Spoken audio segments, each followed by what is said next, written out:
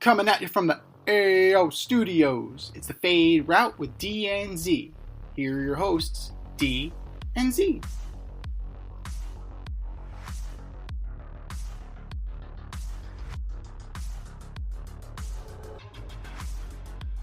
Powered by Riverside FM.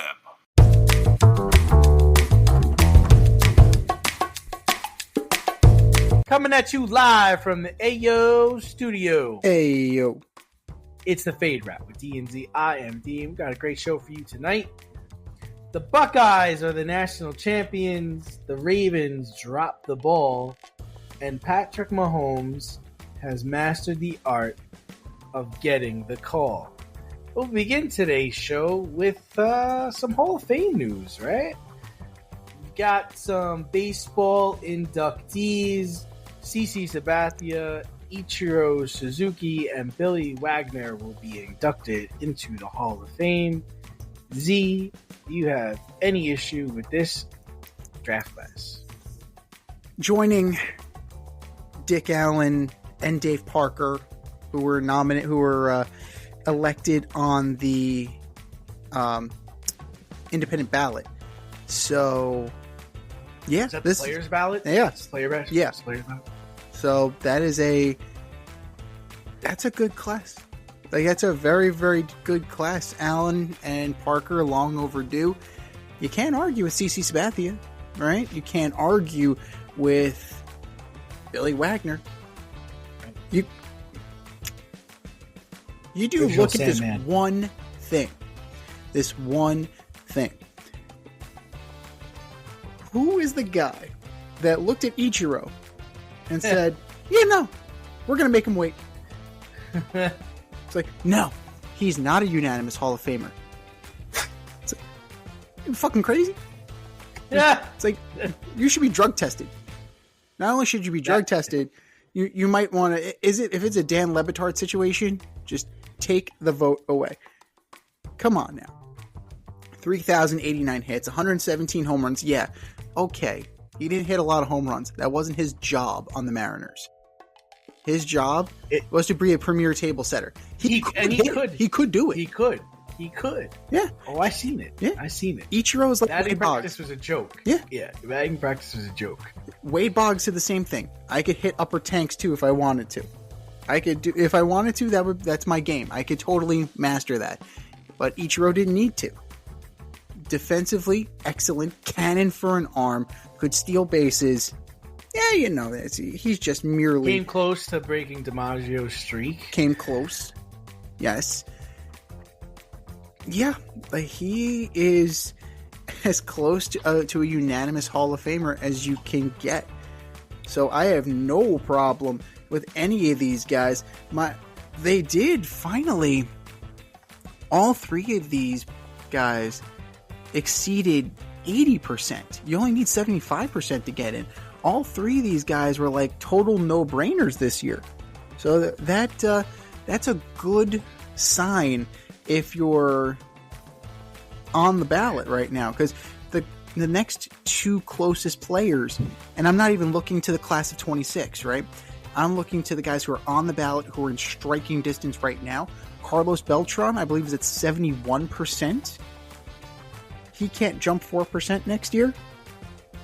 I think Carlos Beltran can do that with a little closer, a little closer inspection and having these names off the books. I think that would certainly help him. Andrew Jones is, I think, 60%. So Andrew Jones is a Hall of Famer in my book. I think that he's eventually going to get there too. But these guys are long, they're well deserving. And, if you look at Wagner, yes, he didn't have the best postseason moments, but if Trevor Hoffman is in, then Billy Wagner is in. Because Mariano Rivera is in. And Mariano Rivera's head and shoulders above those two guys. So, what? Well, you're talking about head and shoulders based on their postseason record, right? And based on regular season performance, too. Trevor Hoffman's great. That's fantastic. Nobody was as dominant as Mariano Rivera. So, like, we'll add a tier to this. Like, they're in the B tier. Like, Rivera's in the A tier. But Billy Wagner's definitely deserving to be in the Hall of Fame. Absolutely. Notwithstanding his time with the Mets, when he was just like, see what's going on with just these two guys. Oh yeah. I mean, 422 career saves for Billy Wagner. Pretty solid. Yeah, I mean, the thing. I'm just saying that Billy's got Mo in strikeouts, surprisingly, and Billy's pitched 300 less innings. Well, Rivera wasn't always going for the strikeout. He was going for the broken bat. Like, Rivera's saying contact. Like, I'm that's just the saying. I know you're just saying. I'm just saying. He played in 300 less games than Mariano. He has 20 less losses than Mariano. Their ERAs are pretty much the same, 2.31 and 2.21. My whole thing I'm trying to say is Mariano's got him in the postseason, no doubt. Billy Wagner could close games for me. He can close games for me. And he's a lefty. I don't have a problem with Billy Wagner. I don't have a problem with Billy Wagner either. I've seen Billy Wagner. I saw Billy Wagner. I met Billy Wagner. You met Billy Wagner. That's true. I fucking met him, which is awesome. Yeah. And I want to. Next time, I'm going to get him to sign a ball. I had Wags on my team, so I know what Wags can do, and I know. I mean, he's the original Sandman. But you had a ballot. I mean, listen, these are the three guys that got my vote on the ballot. You're right. Some people voted for Beltran. Some people voted for Andrew Jones. There's a lot of basura on the ballot this year. You had Bobby Abreu, Mark Burley, Carlos Gonzalez, Curtis Granderson. I don't know what Curtis Granderson. Felix Hernandez is going to be an interesting one.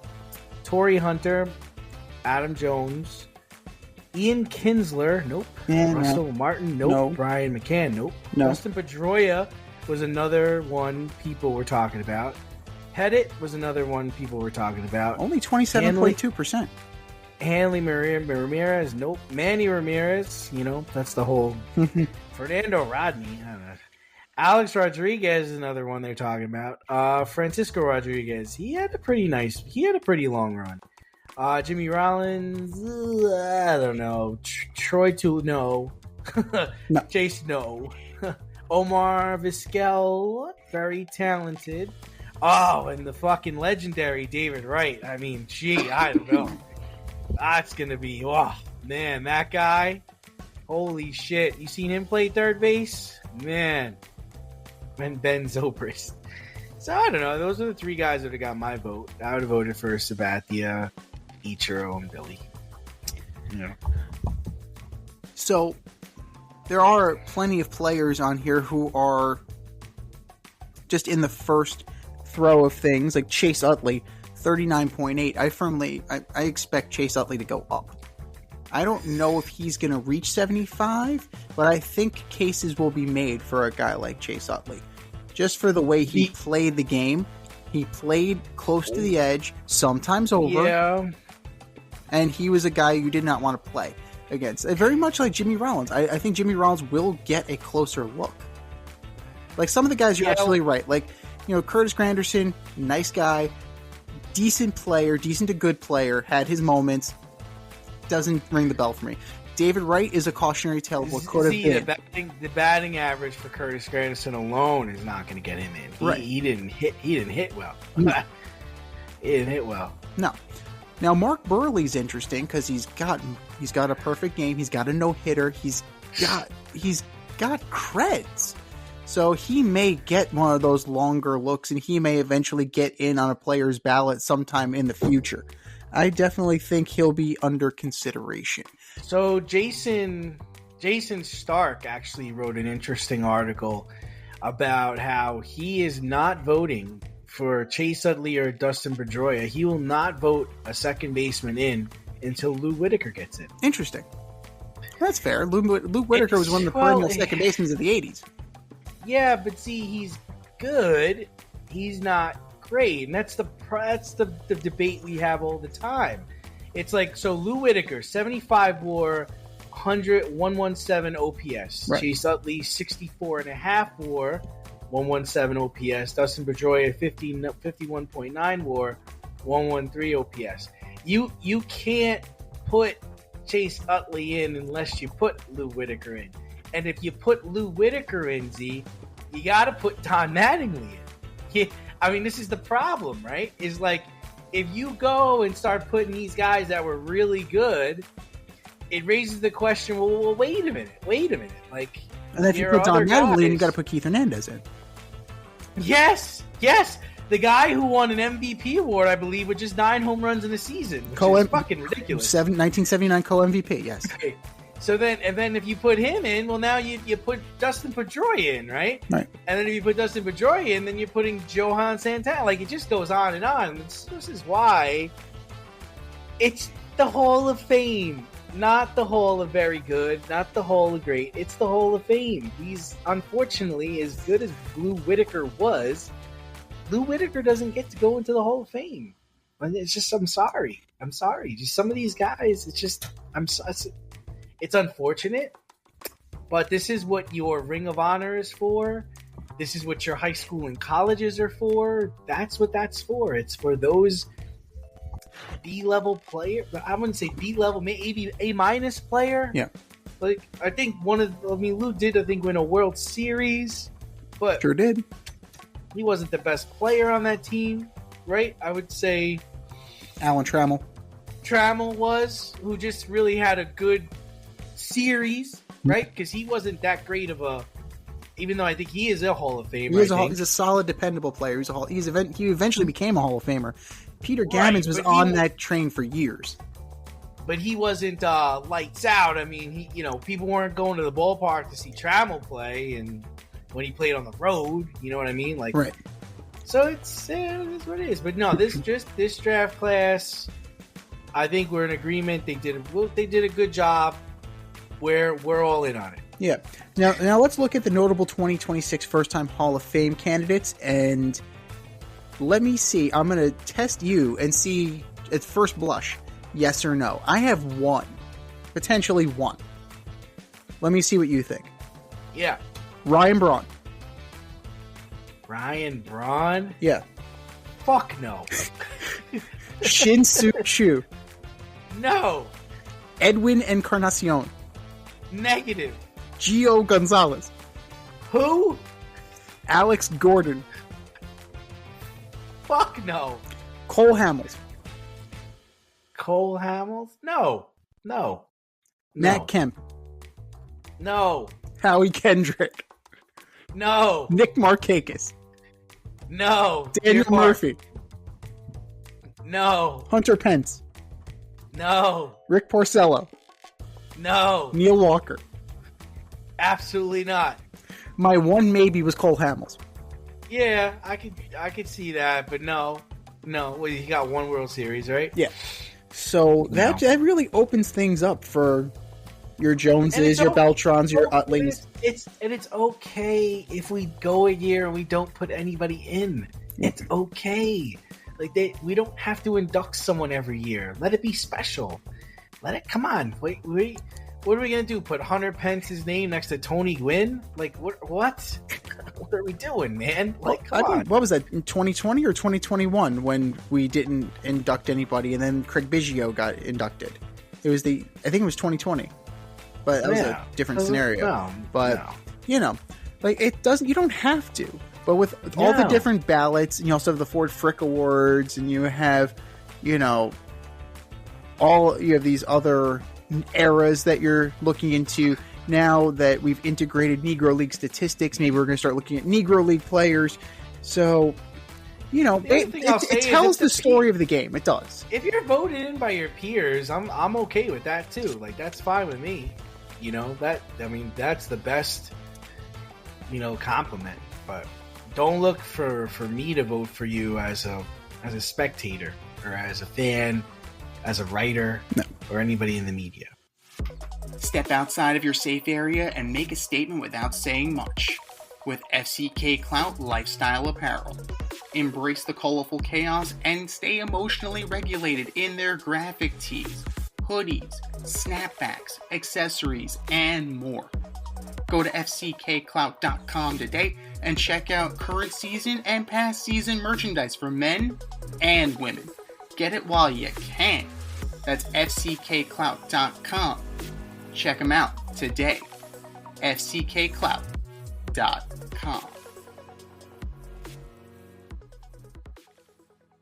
But we had an exciting round of football over the weekend, and the wildest game was the Lions losing to the Commies.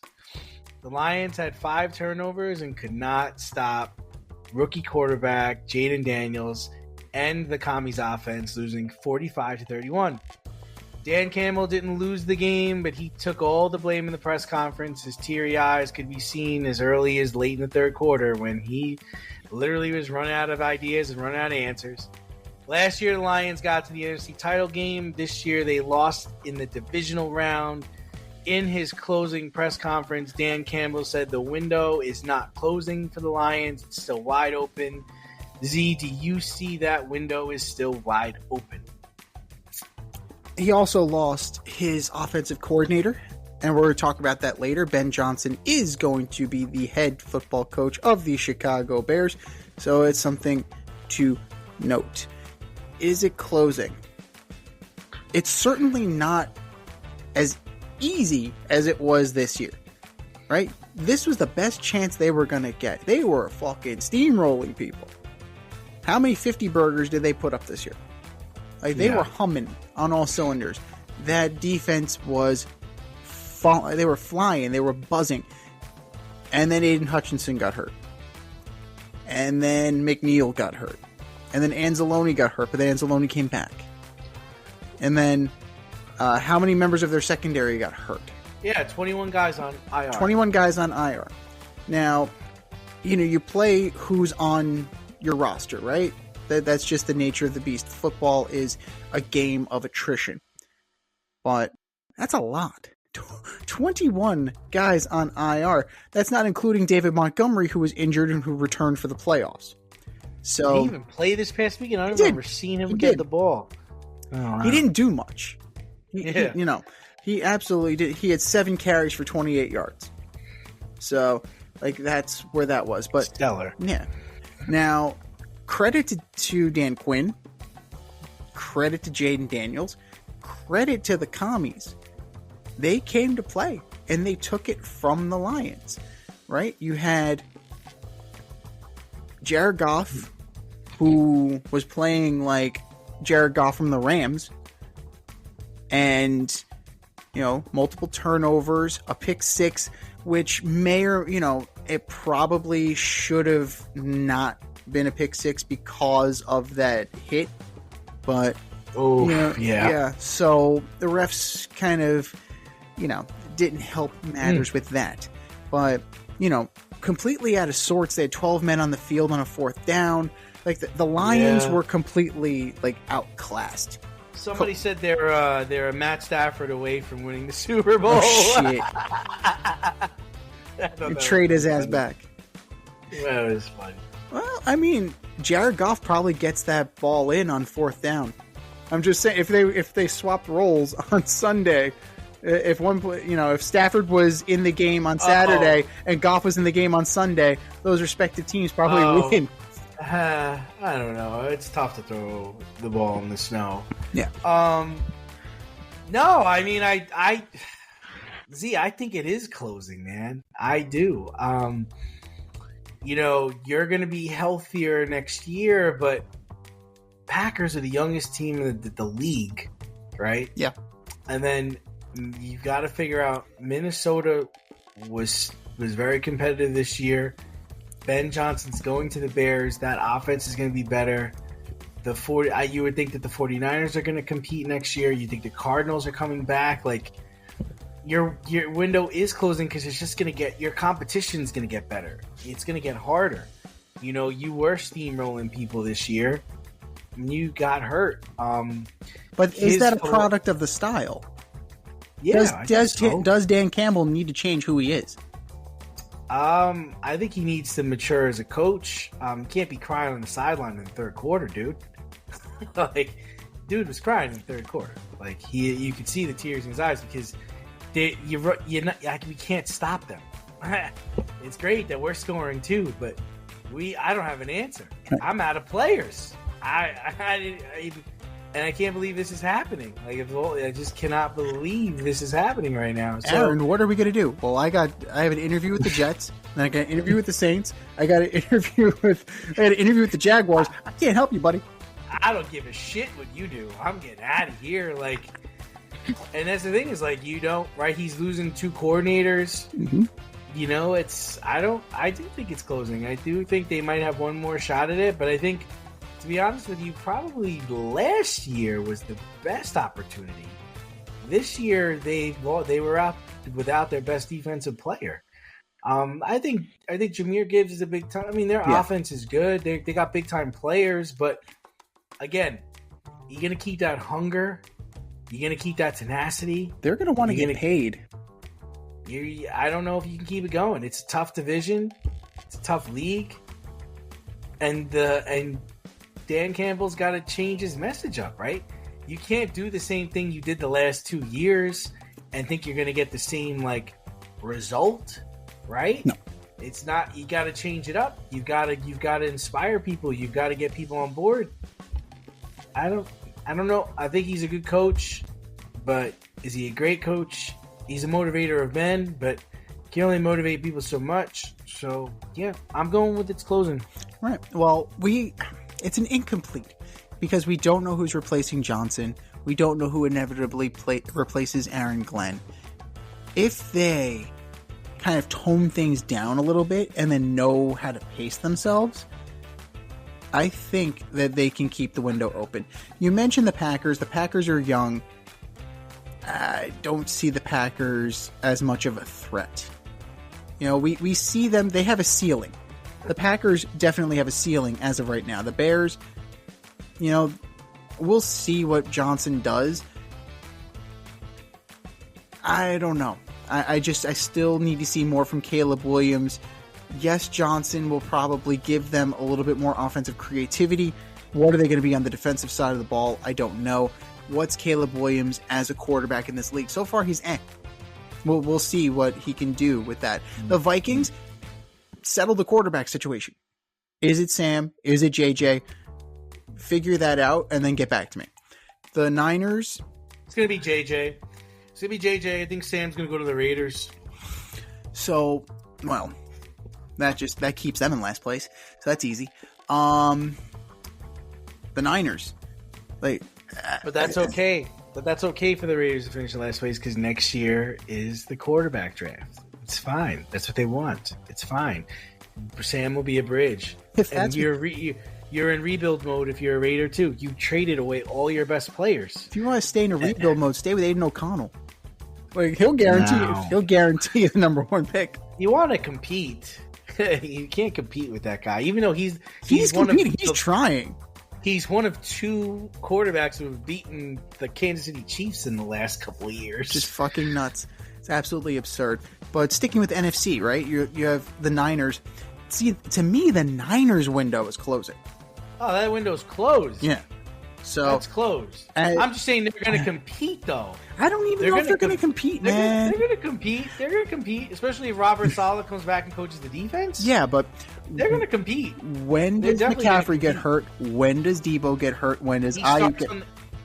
McCaffrey's out next year. He's starting on the pup. He retore something. Yeah. He's an afterthought.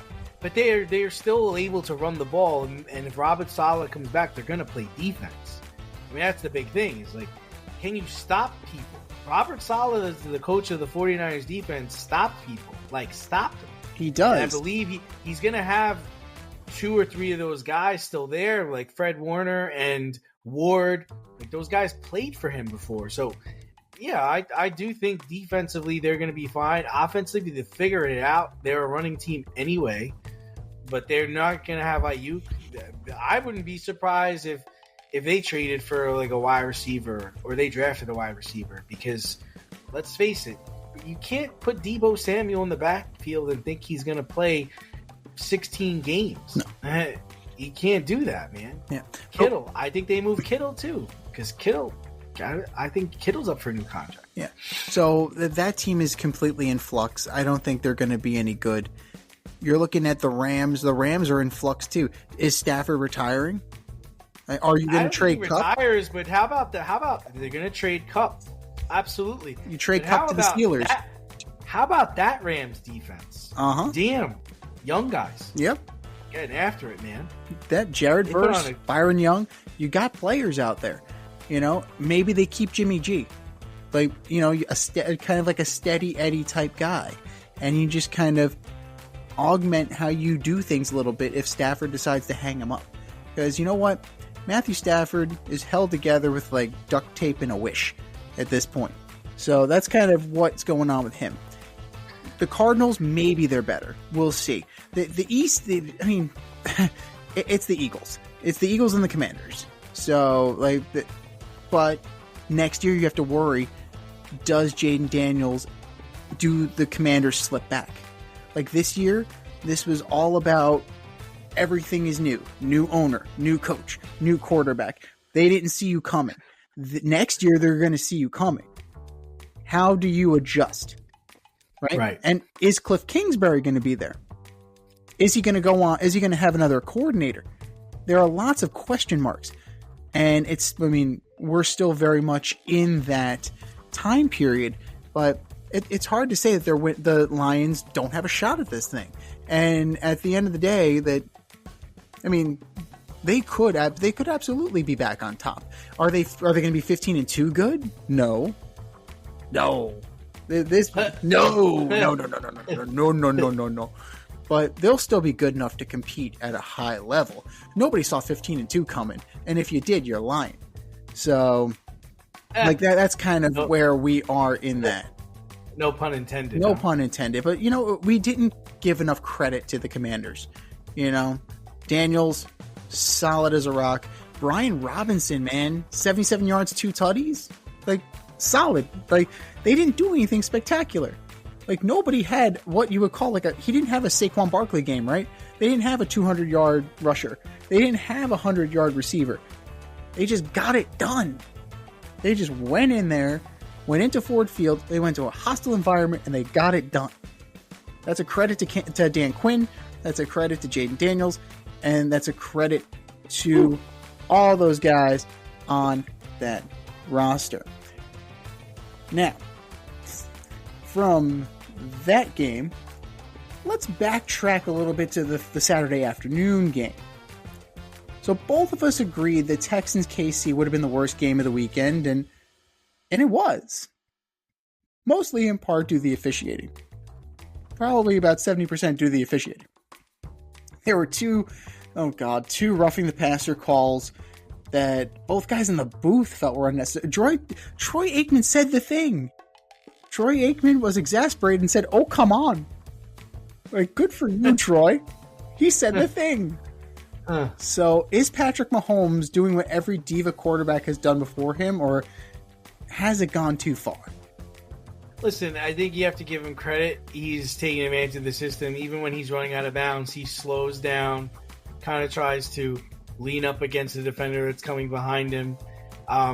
He waits for the last second to slide.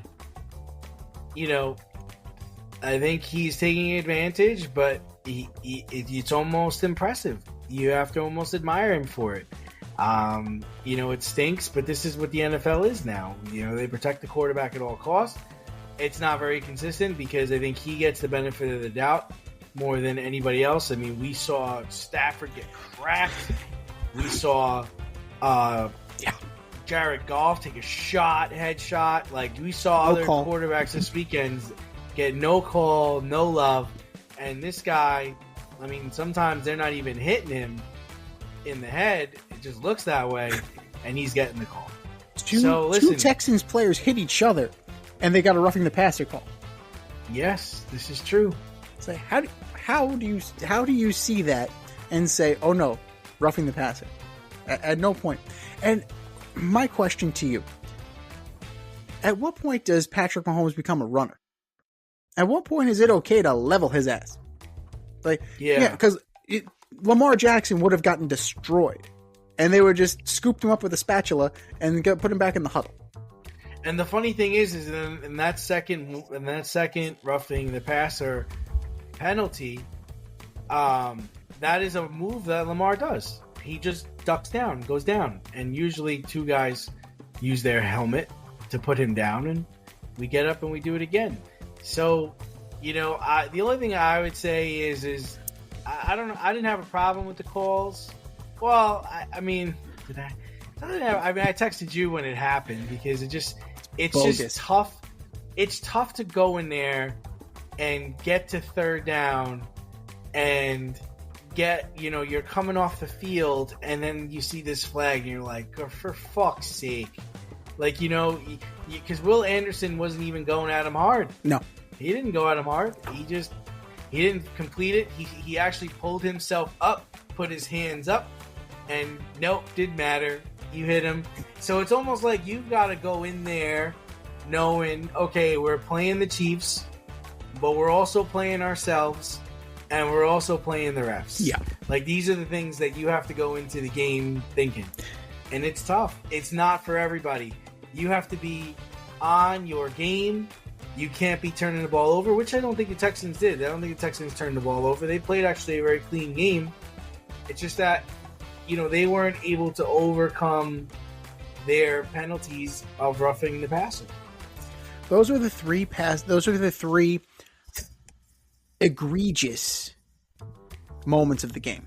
Now, Kaimi Fairburn missing the extra point and 2 field goals, kicking a rock in Kansas City in freezing conditions. Yeah, okay. That's difficult. That's a difficult task to be put on Kaimi Fairbairn. But he has done it before. So I can understand why D'Amico Ryans would go for that. You're chasing points. Good. It happens. Which ones? You talking about the plus 50-yarder? That one is a little much. It was 58 yards. Much. 58 yards. The winds were over 20 miles per hour, and it's cold. I didn't agree with that one. He had one blocked, too. And then he missed the extra point, yeah. And then he missed an extra point. Yeah. And then they gave up a 70-yard return. Special teams was awful. Special teams was not great. And then you have the Chris Boyd shoving the special teams coordinator. Not a good look for the Texans. Like, that's really the blip on their radar, right? Because offensively they played pretty well. Defensively, outside those 3 joke penalties, they played solid. They outgained the Chiefs by close to 100 yards. And all the and teams they still lost. All the teams that had more total yards this weekend lost. Unreal. They all lost. The teams that were outgained won. Crazy, right? At the end of the day, what's it about? Is it about gaining yards or scoring points? You find ways to score points. And that's the thing. You have to put points on the board. But if you're put in advantageous situations, like the Texans put the Chiefs in with the horrible special teams, it's easier to score points. You don't have to matriculate down the field, as Hank Stram once said. If I'm already on the 50, right? Because I friggin' missed a field goal, I'm already on the 50. Shit, my job's easy. Two plays, I'm in the end zone. Well, that was the other part. They miss that field goal, and then they give Mahomes short field. I mean, it wasn't. Listen, going into that game, we kind of knew what was going to happen. Yeah. I thought defensively they hung in there, and then offensively they didn't turn the ball over. But Slowick wasn't ready for all the blitzing. They were coming. They were fucking coming, and the Texans weren't ready for it. And credit to Stroud, who I thought played a decent game because he didn't turn the ball over, but he also didn't come away with a win, and that was a winnable game. So, but moving over to the AFC, the other AFC game, the Ravens did everything they could to lose to the Buffalo Bills, and they were successful in losing to the Buffalo Bills, 25-27 regulation. Lamar had a fumble, an interception. Mark Andrews had 3 drops and the fumble loss. Lamar Jackson had an MVP season with Derrick Henry rushing for over 1,000 yards, and they could not get past the Bills in the divisional round. Last year, they were the class of the AFC and lost at home to the Chiefs in the conference championship. I was there. So, Z, is it time to accept that Lamar Jackson is just a great regular season quarterback? Derrick Henry also had a key drop. Yes, he did. He did. So, you posed a question to me. You texted me. Was last year's Ravens team better? Based on the results, yes. Only because they got farther. But in terms of how they played, this Ravens team, in my opinion, was more formidable. Right? Because you have Derrick Henry, because you have that offensive scheme, which is centered around Derrick Henry, you got away from it. That's a problem. Right? On the 2-point conversion, let's look at that 2-point conversion in question. Rolling out right. Andrews is falling. That's a tough ask. That's a tough ask right there. Moving yourself, hitting a moving target, who's falling to the ground, who's had some drops and a lost fumble. Just pound the rock with Derrick Henry. Yeah, but that's their play call. That's their 2-point call. That's the play they've been running all season. It's not, you can't stop it. You can't. And he was falling because he's a fucking idiot. There's no reason to fall. Just stay on your fucking feet. Lamar could have threw the ball a little better, but it was hit him in the hands. It hit you in the hands. You gotta catch that. I've been watching Raven games all season. That's their play. They roll out right. They send both their tight ends doing out patterns, and they send Mark Andrews out of the backfield. Somebody's open, and if nobody's open, Lamar can run it in because that means there's nobody covering Lamar. So it's a very formidable play. I didn't have a problem with the play call. I had a problem with the fucking guy didn't catch it. I mean, that's what it comes down to. They didn't execute. You can't go into Buffalo and turn the ball over 3 times. They outgained Buffalo. They outplayed Buffalo. Allen only threw the ball a handful of times. He didn't have to. No. He didn't have to. I had an interesting stat I found today. This is on CBS Sports, citing my sources. So, the Buffalo Bills they turn over the ball the lowest percentage of plays with a fumble, interception, or a sack since 1970. 4.2% of their total offensive plays result in either a fumble, an interception, or a sack. That's damn impressive. Yeah. That's damn impressive. They don't beat themselves. Right. So Allen is having one of the most efficient seasons as a quarterback because he's not turning the ball over, he's not taking sacks, and he's also handing the ball off, which we've been saying for 2 years now. Hand the ball off. And when he needs to be Superman, he is, but he's not turning the ball over, and that's the difference. You went up against a team, you went into their house in their weather. When Lamar put the ball on the ground, Andrews put the ball on the ground. Lamar threw Derrick a pick. Henry had a drop. Andrews had 3 drops. And you were in position to send the game. And that's the other thing, Z. He could have caught that ball. They could have tied the game. They could have still lost the game in overtime. There's no guarantee that they're going to come out on top. You know, the bottom line is like he and Lamar really could have solidified his legacy, right, with that drive. Because he was actually beautiful on that drive. He was perfect. He threw some beautiful passes. He made the right decisions, the right reads. And the touchdown pass to Likely was beautiful. But, you know, at the end of the day, like we talk about Aaron Rodgers, you got to close in those minutes. You've got to find a way to either deliver a better pass to Andrews or get that score. And, you know, despite the 3 turnovers, they were still in the game, but they didn't win the game. And that's it. That's what it comes down to. Even if they were to convert, you still mismanage this because it's 1:33 left on the clock. You see how much time you left Josh Allen and James Cook? All right. That's a problem. That's a major league problem. Now, they've been revamping Lamar Jackson's weapons. They got him Bateman. They got him Flowers, who didn't play. No Flowers in that game. No Flowers. You got Likely. You had Andrews. You brought in Derrick Henry.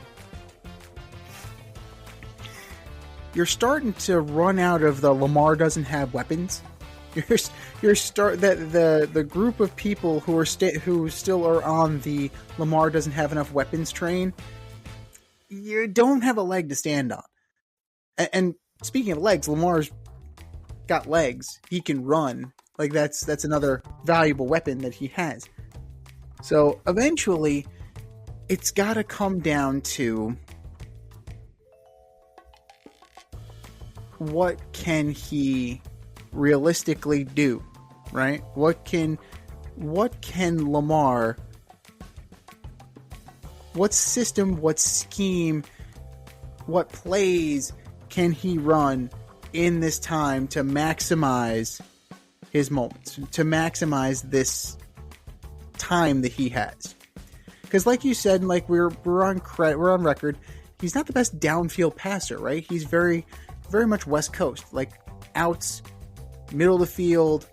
He's not throwing. He doesn't have an arm like Josh Allen. He's not going to throw it 60 yards, 70 yards in the air. Never seen it. Maybe he can. I don't know.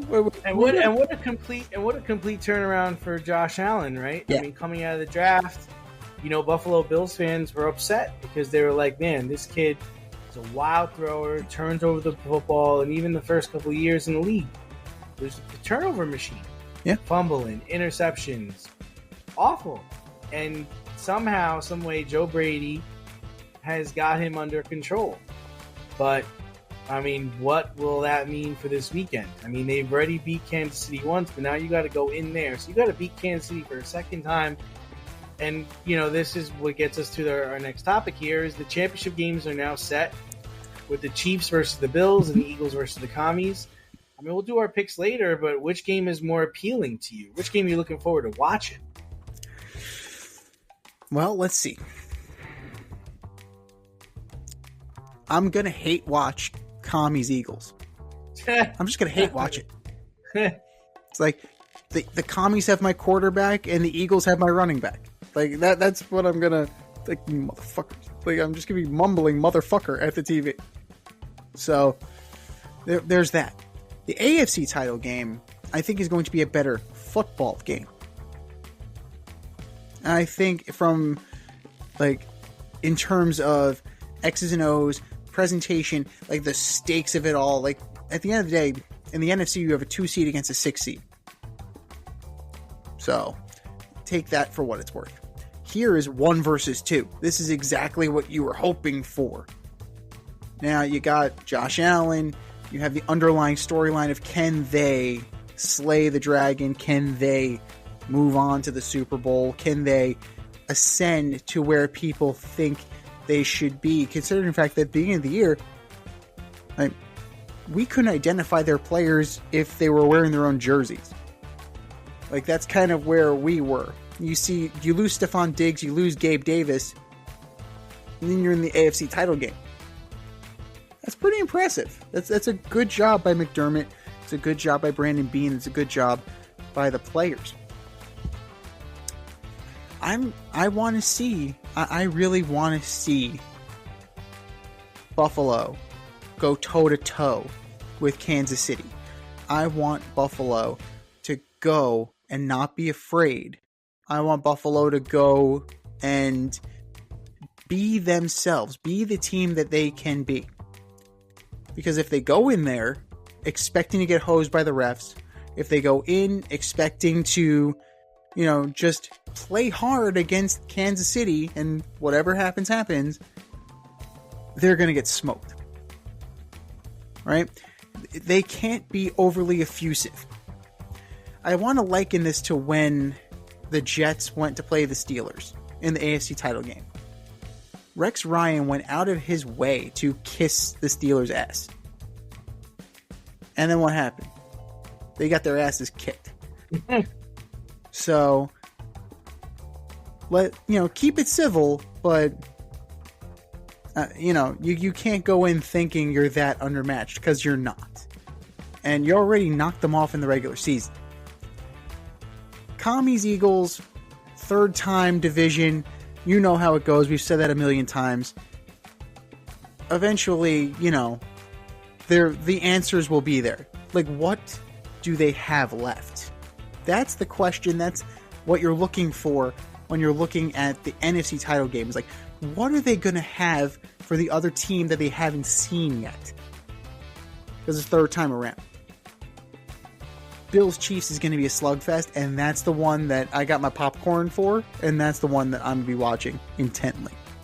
Yeah, to me, I'm not interested. I haven't seen a competitive or exciting game between the Chiefs and another team all season.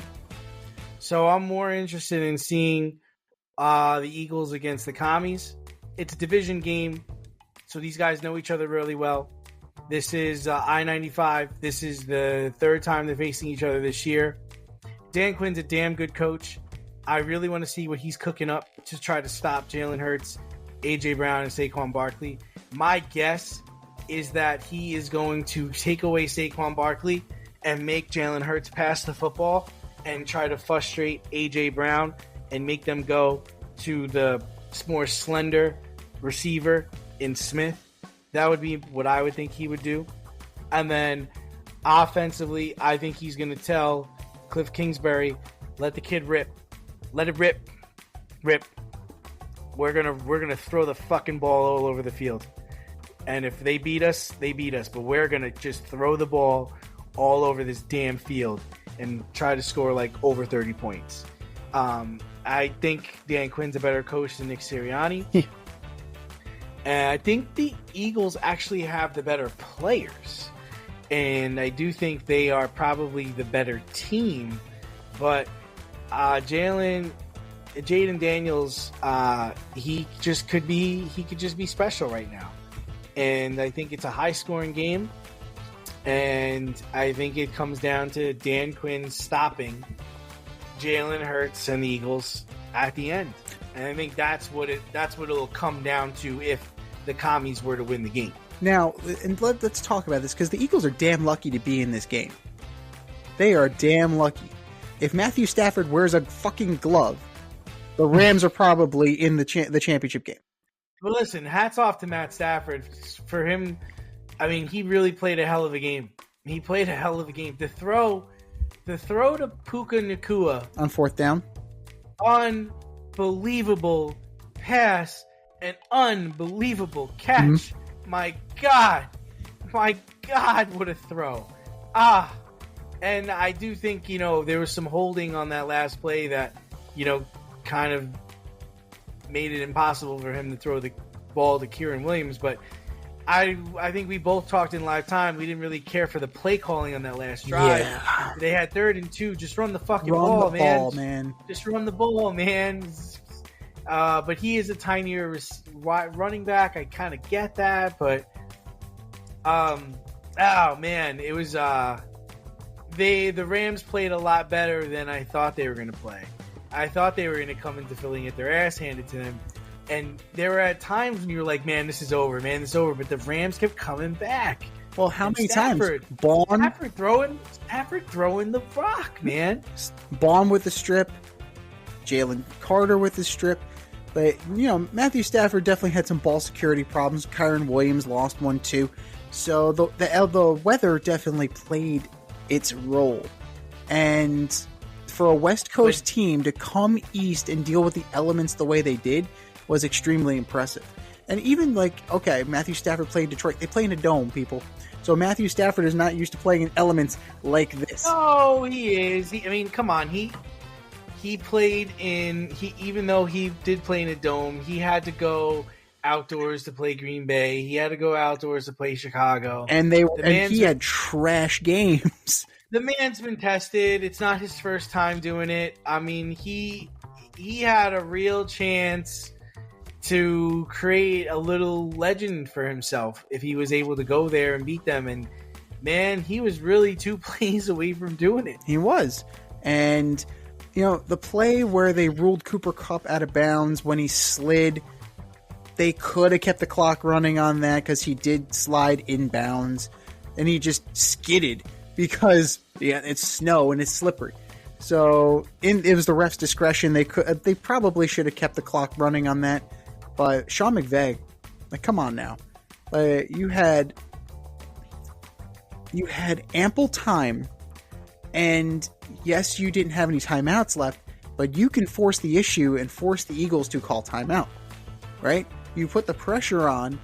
You have. I almost thought that the Eagles were going to give them the touchdown because they were moving the ball so well. Yeah. And it was like a minute. It was like a minute and 49 seconds, and I actually texted somebody else. I was like, just fucking let them score. Just get the ball back so you can kick a field goal to win the game. Which is like, nah, they gotta stop them here. And then all of a sudden, it went from like they made the pass to Puka Nacua, and then you're like, oh man, they're rolling, and they completed another pass, and then they got stopped.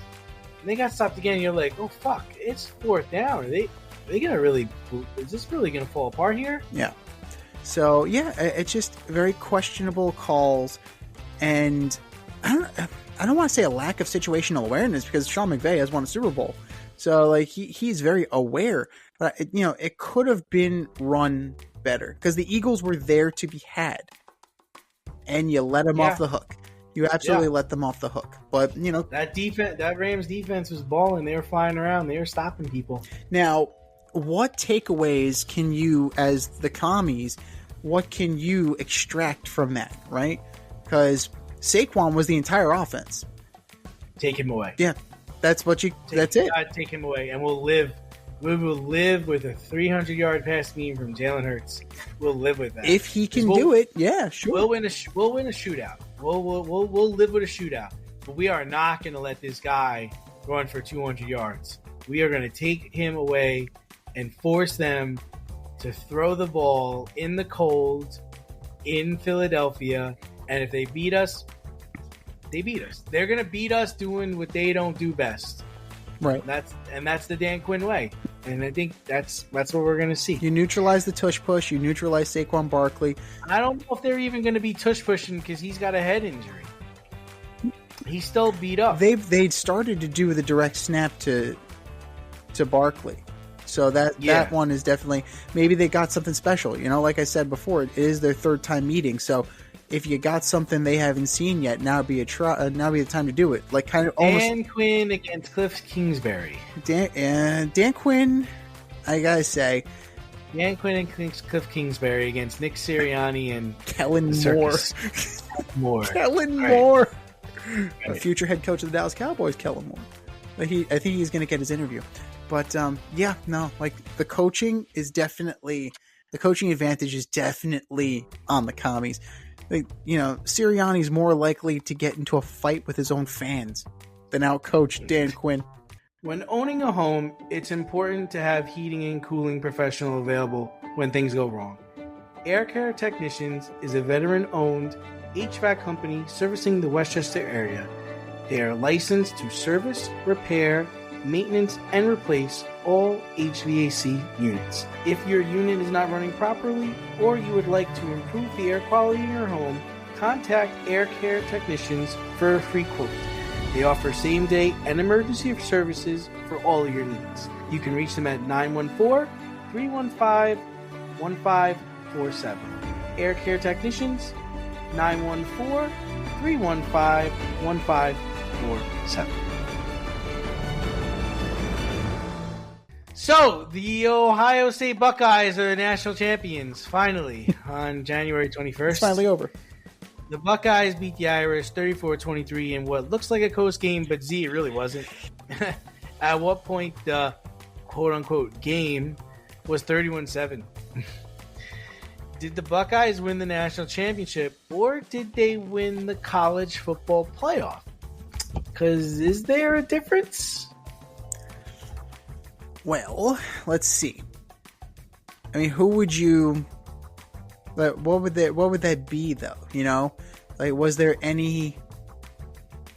Like, was there any Well, here, undefeated like, team left that could have laid claim to this? Like, remember, like James Madison a couple years ago, right? Or UCF a couple of years ago, where it's just like, yeah, we didn't get a chance to play in the tournament. We were undefeated, motherfucker. So guess what? You never got to play us. So who knows? No. That's not. I'm not saying that. I'm just saying, like, they were able to navigate this season, right? Right. They lose to Michigan, and then they go on to play Oregon. They go on to, you know, they beat a Tennessee team.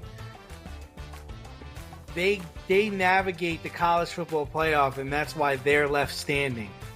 Well, Notre Dame. Who did Notre Dame beat this year? Who did they beat? They beat Indiana? Penn State. Okay.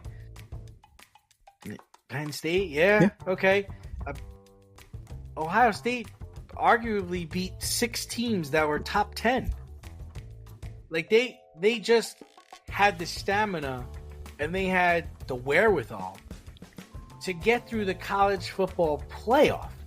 And that's the problem, right? It's like, in my head, when you play college basketball, right, you play in the NCAA tournament, and before that, you play in the Big East tournament, or you play in your conference tournament. Mm-hmm. It's a tournament sport, and that's how we decide who's gonna win. You have to pretty much win, 8 games in concession to actually claim the championship, right? But that's not how football is, right? Football is, at least college football isn't. It hasn't been for a number of years. It comes down to usually 1 versus number 2, right? And then a couple years ago, we moved to a playoff system with 4 teams, and it's pretty much been 1 versus 2. Yeah. Like, you know, that's what it is. That's what it comes down to. But in this, we had 12 teams, 8 of which probably didn't deserve to be there. They're there.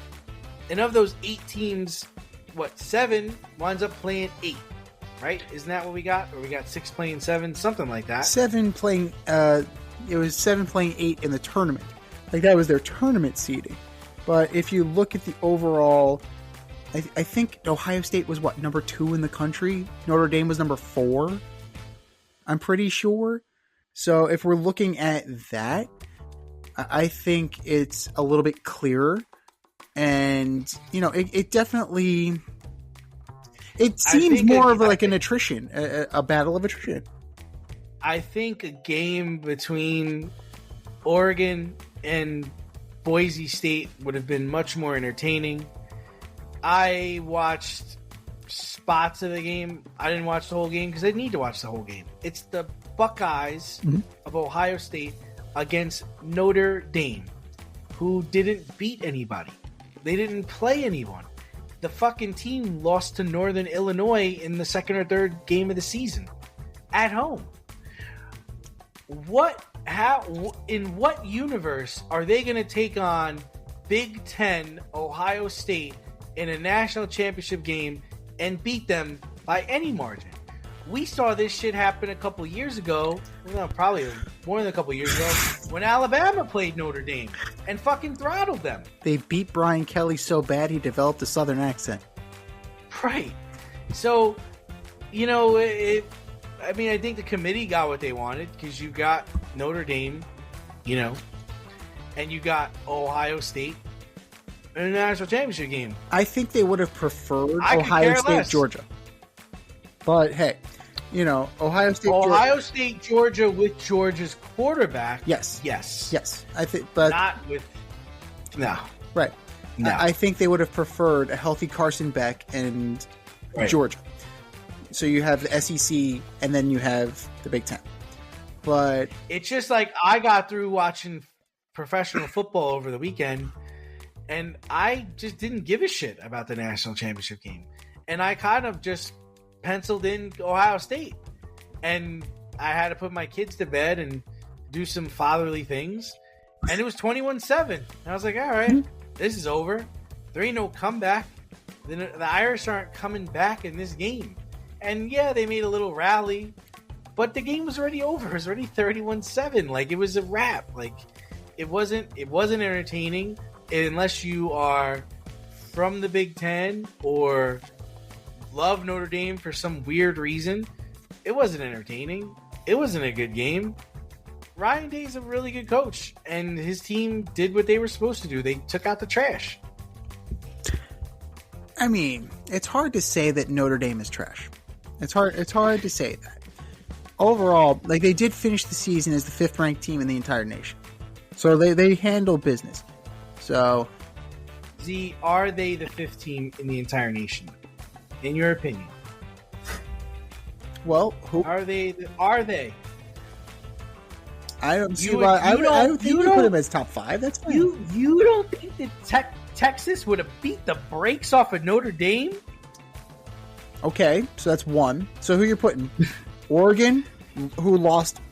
Georgia, who probably would have won if their quarterback was healthy, but their quarterback was not healthy, and now their quarterback is the quarterback of the University of Miami. So there you go. Oregon lost 1 game all year, and it was to Ohio State. Okay, so they're in the top 5. Like, Georgia's in the top 5. Ohio State's in the top 5. Texas in the top 5. That 5th spot is up for grabs. Why not Notre Dame? I'm not saying put them at 1. Put them in the conversation. Like, who else? Penn State? No, clearly not. No. Any of those other teams? Like, maybe Arizona State? No. Like, the playoff did its job. The teams that were supposed to be there were there.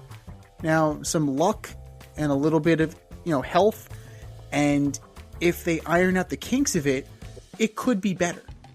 It could be a better product. We've gone through this in terms of what they can do to make it better. Not eliminate the 3 weeks between end of the season and when the top 4 seeds play. You're just setting them up for failure. So there's definitely room for growth. But yeah, I mean, I would say that Notre Dame's in the top 5. I think that's fine. Like, if you put Notre Dame at 5, I think people would be fine with it. Now, where do they go from here? They can use this in their recruiting, which is nice. We were just in the national title game, and we can get back there with your son. But there we go. You want to get back to the national title game? Help us. Here we go. Like, we're not that far removed. And let's be real here. Notre Dame's the real winners. All that money, who do they have to share it with? Nobody. They don't have a conference for football. So all that revenue goes right to the school. Kings of the bag, Notre Dame. Good job. Good for you. They don't have to split any damn thing. Ohio State got split it with the Big Ten. Georgia split it with the SEC. Notre Dame, independent, baby. Good for you. Good for you. Now, what to expect next year? You expect Alabama to be in the picture again.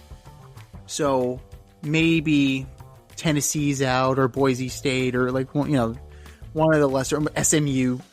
You figure one of those guys are out. Does this automatically become more competitive with Alabama? Sure does. But that's luck of the draw, right? That's the survival of the season. And that's kind of where the NCAA is. That's where college football is. It's attrition to get to the tournament. Much in the same way that college basketball is. But you don't have the luxury, you don't have the luxury of the longer season to get it right. So you got to make sure you hit the ground running immediately and stomp guys out, which Notre Dame did not do week 1 when they lost to Northern Illinois. Or when Michigan went in and beat Ohio State in the horseshoe. You can't afford slip-ups. But congratulations to Ryan Day. Congratulations to the Ohio State University. You exercised some demons. You got the monkey off your back. But don't be surprised if certain people in the maize and blue are still going to talk shit. Because, yeah, you may have won the chip, but you didn't beat them. That's college for you. For all you grill masters, green thumbers, DIY aficionados, and home repair heroes in the Richmond, Virginia area, if you're looking for personal service quality products and a convenient shopping experience, then look no farther than Thacker Ace Hardware in Colonial Heights. Owner Don Rackley and his team of local experts have everything you need to tackle every project around the house. I'm talking Benjamin Moore paint, Milwaukee and Craftsman power tools, plumbing, electric, hardware, the works. For you green thumbers, their nursery department is top notch, and I wouldn't be me if I didn't mention the grills.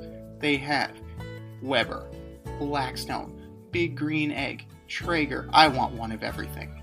Give them a call today at 804-766-4223 and see how they can assist you. Or swing by 27 Dunlop Village in Colonial Heights. That's Thacker Ace Hardware, 804-766-4223, or swing by 27 Dunlop Village in Colonial Heights. Thacker Ace is the place with the helpful hardware folks.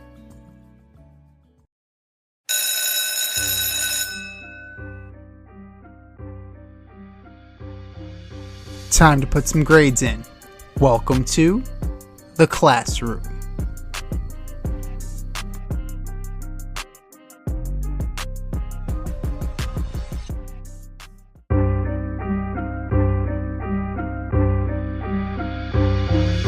All right, boys and girls, time to take out your books, take out some paper, a little pencil, and get ready to take some notes because we are going into the classroom. We have some statements, and we're going to give a letter grade for those statements. Statement number 1. Grade the Toronto Blue Jays offseason. I'm just giving them an incomplete, Z. I mean, they did sign Santander, which is, I think it's pretty impressive. But they got to make another move. I don't know if it's Bregman. I don't know if it's Pete Alonso. But the way the team is presently constituted, they ain't beating anybody. Like, they're not... I feel like everybody in the American League East is, like, on delay. Like, you can't think you're going to walk into this season and beat the Yankees. I don't see how... The Red Sox, the Jays, the Orioles. I don't know what the Orioles are doing. Obviously, Taylor's thinking. I don't know what they're thinking. So yeah, I'm giving the Jays an incomplete right now. Especially they just missed on the Japanese pitcher too. Like who's throwing games for you guys? So I don't really know. So we'll see what happens. What do you got? I don't believe for a second that Sasaki is ever going to the Blue Jays. He said he was. He said it was between them, the Padres, and the Dodgers, and the Padres. Which one of these is not like the other? Tough one. Which one of these is not? You couldn't even say the Mariners, dude. They missed on Teoscar Hernandez. I figured he was. I don't know what Shapiro's doing.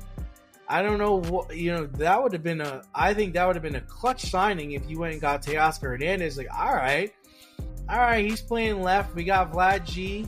All right, we're okay. Now it's just like Santander. I mean, he's all right. And you traded for Andres Jimenez. Yeah. Who's regressed in the past 2 years. So I gotta give him a D, man. I gotta give him a D. They were almost in on Tanner Scott. They were almost in on Suzuki rather. Sasaki. I was right the first time. So you're almost in on this guy. You're almost in. Dude, get in. I don't want to hear about almost. Like, you're in or you're out. Like, either you got him or you don't. Well, the Dodgers got everybody. So, how are you competing? You're not. You're not competing with the Yankees. What are you doing? What are you doing? You got Anthony Santander. Okay, good. You weaken the Orioles. Good job. So, or did they? Right? Or did they? Like, that's the other thing. It's like, if the Orioles weren't willing to re-sign this guy, like, what are the Orioles with thinking? Their new billionaire owner? Yeah, interesting. Like that, Z, wouldn't you think that was like the priority going into the offseason? All right, we'll bring Santander back. Yeah. That makes the most sense in the world for us. We'll bring Burns back, and we'll go get another pitcher. Right? I mean, that's what we thought going into the offseason. Right. Nope. Santander is one of the last people to sign, but he ain't going to the O's. Burns goes, I'd rather play in the fucking desert than play here. Adios, muchachos. Oh my God. So I don't know, man. I just don't understand. I don't understand at all. But I mean, with the Blue Jays, the whole question is, are you extending Vladdy or are you trading Vladdy? Like that's the thing. Because Bichette is what Bichette is. Springer is who Springer is. You got Barrios, you got Bassett, you have pitchers. I hesitate to say good pitchers. Guys who throw the ball from the mound is a more appropriate name for them. Guys who have can generally throw the ball 60 feet 6 inches over the plate. Gaussman, you have a collection of guys. They brought in Jeff Hoffman. Ooh, Jeff Hoffman. The Braves passed on him because he was going to fail his physical. The Orioles passed on him because he's going to sign me up. Sounds like a Blue Jay. God damn it. Can we get Carlos Correa while we're at it? Like, this guy's got a balky arm. We'll take him. What is this? What is this shit? So, absolute, the only saving grace that keeps it from being an F is Santander. That is it. That's the only thing that's keeping it from being a complete fucking F. Now, if they somehow, get in on Bregman, I don't know if there's necessarily a fit there, but, if you get in on Bregman or you get in on Pete, I mean, that probably bumps you up a little bit. I don't know if you necessarily addressed your needs, but you certainly got more firepower. I just don't know what the plan is. Like, are they looking to compete? Are they not looking to complete? Like, I don't even know. I don't know, and I don't think they can tell you either. I really, it's just a holding pattern. It's just a holding pattern right now. What is your grade for the Bears hiring of Ben Johnson as their head coach? I mean, when you look at the people that are out there, right, and who's available, and the talent that you have on your roster, the division you play in, what you're trying to accomplish, I would give them a B. This is a first-time head coach. He seems like he's creative. He seems like he's got a lot of energy. I don't know if he could develop a young quarterback. We saw what he's able to do with Jared Goff, but Jared Goff was already an established quarterback. I mean, he spent time with the Rams. He got to a Super Bowl. He came to Detroit with something to prove. I don't know if that's what Caleb Williams is about. I dislike Cliff Kingsbury, but I still am very impressed what he was able to do this year with Jaden Daniels. So it's hard not to say, man, what would he do with Jaden Daniels 3.0, right? So I'm curious to see how he can run this team. The Bears have a lot of talent, but they've always been a defensive team. They have a chance to be explosive offensively. They could be very dangerous. So I'm going to give them a B. And only because I think Cliff Kingsbury or John Gruden or, someone with a more established background might have been a better choice. I'm going to give him a C+, mostly because I don't know how his offense translates outdoors for 8 games a season in Soldier Field. I don't know how that offense translates when you now have to throw the ball in 20-degree weather consistently.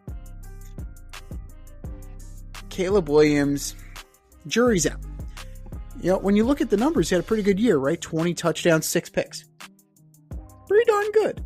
3,500 yards. Okay, it looks good. And then there are moments where everybody looks fucking lost. Everybody. But what sport are we playing? What's going on here?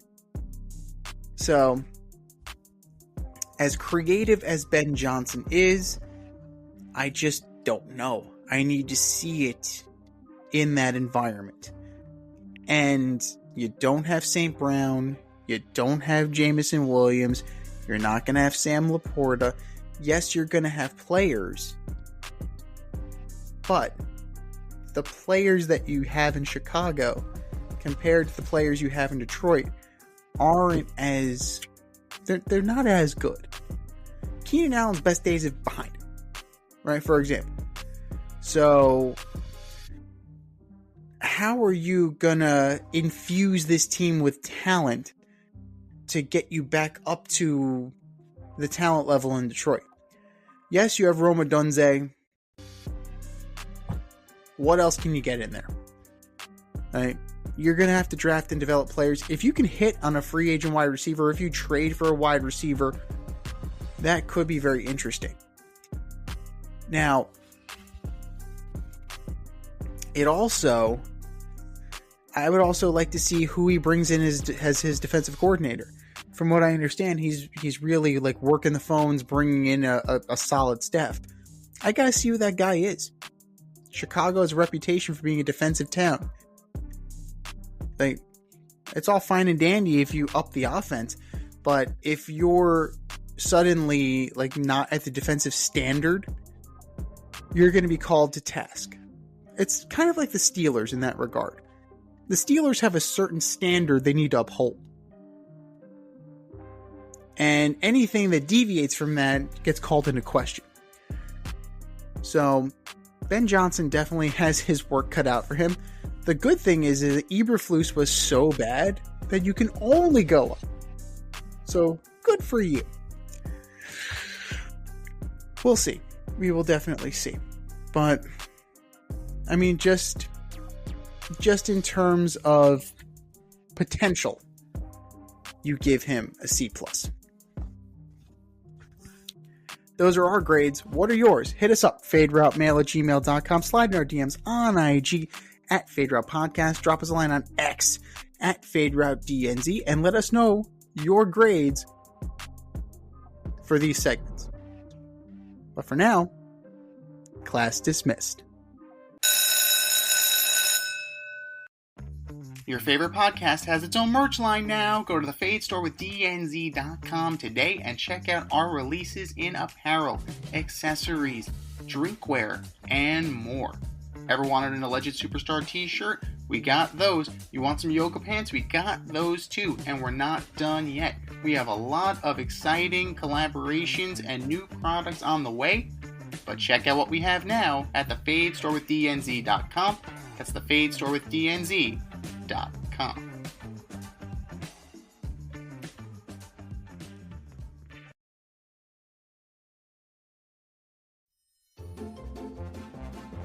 Who's the best of the worst this week in sports?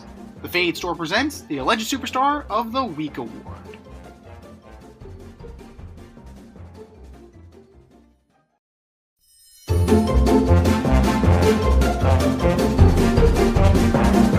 Alright, boys and girls, you know what time it is. It's time for the Alleged Superstar of the Week. You know how it goes. We put up a poll on our X account at FadeRouteDNZ and our Instagram poll at FadeRoutePodcast, and you vote. And you vote, and you vote, and you vote. And the winner of said vote gets a shout out on this here show and takes home the coveted ass trophy. And do you know who took home the coveted ass trophy last week? Don't. It was a tie. It was a tie between Sam Darnold and Justin Herbert. Yeah. Both were shitty performances, so you really can't distinguish between the two. So, Congratulations, guys. You get a split of the coveted Ash Trophy. You choose which end. But that was last week. This is this week. Who are your nominees for Alleged Superstar of the Week? D.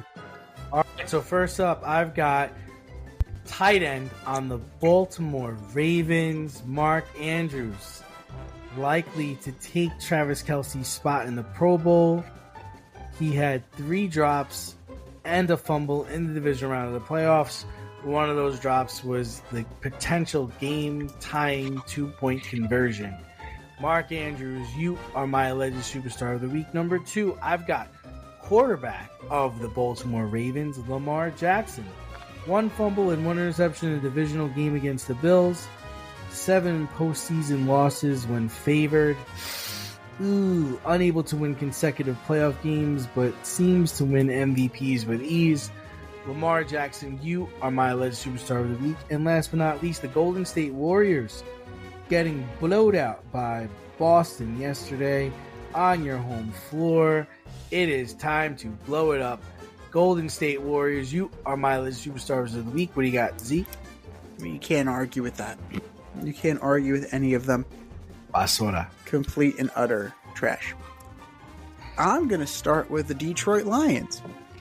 Detroit. 15-2 regular season. We hardly knew you. Adios, muchacho. 45-31, you're out. The Commanders sent you packing. Not only did the Commanders send you packing, but you had Jared Goff looking for his mouthpiece. Yeah, he threw for 313 yards, but he also had 3 picks. Now, yes, he threw 5 picks and you won a game during the regular season. You don't want to make that the norm. Yeah, you're injured. Everybody's injured this time of year.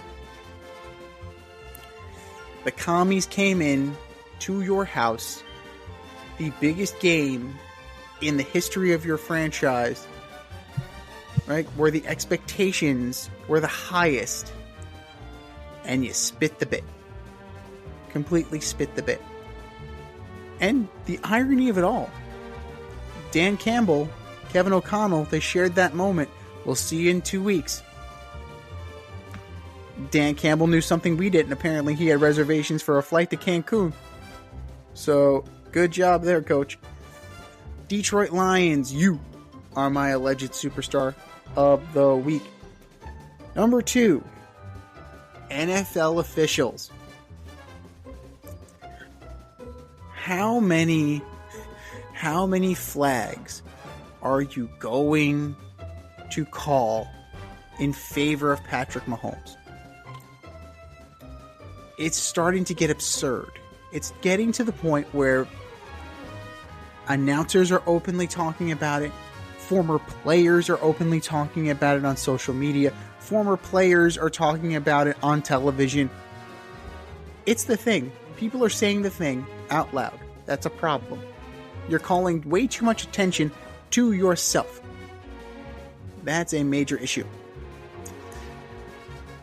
You called a roughing the passer penalty where 2 Texans hit each other. What are you doing?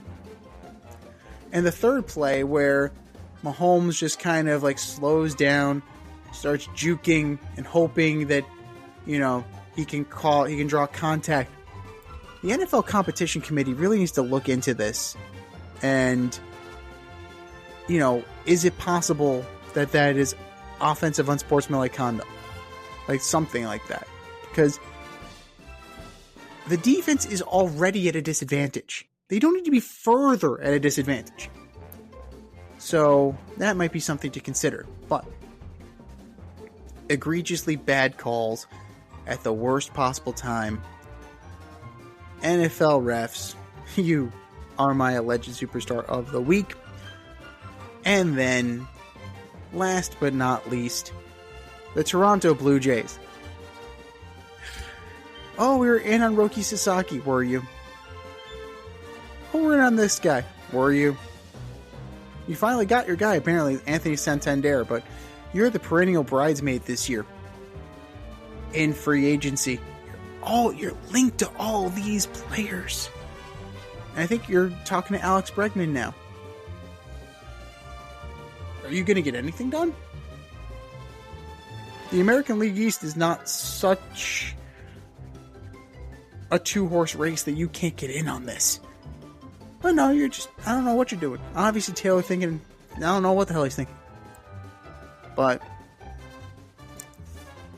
get moving, because your team needs a lot of help. Toronto Blue Jays, you are my alleged superstar of the week. And a bonus, Major League Baseball in general. Tanner Scott went to the Dodgers. Kirby Yates went to the Dodgers. Roki Sasaki went to the Dodgers. This is absurd. It is absolutely absurd. Are there other teams here bidding? Because it's starting to get a little boring. Wake up and start doing something. It can't all be about sunshine and deferred money. Find a way to compete. Otherwise, this is going to be one of the most boring seasons of all time. This is going to be even more boring than 98. When the Yankees were just like drubbing people 17-0. Find a way to put a competitive product on the field. Please. Or else in 2026, the owners are going to lock your asses out. And then we'll reset everything and we'll figure it out again. Major League Baseball, you are my alleged superstar of the week. I think we said our piece. Go to our X account at FadeRouteDNZ. Go to our Instagram poll at FadeRoutePodcast and vote. And vote, and vote, and vote. And for our nominee. You're better than that. Just do better. Just do better. This has been the Fade Route with DNZ. Thanks for tuning in tonight. Catch our podcast on Wednesday nights on Spotify, iTunes, iHeartRadio, or wherever you listen to your podcast. So until next time, stay fade, everyone. Time for us to run the go route. We'll talk to you next week.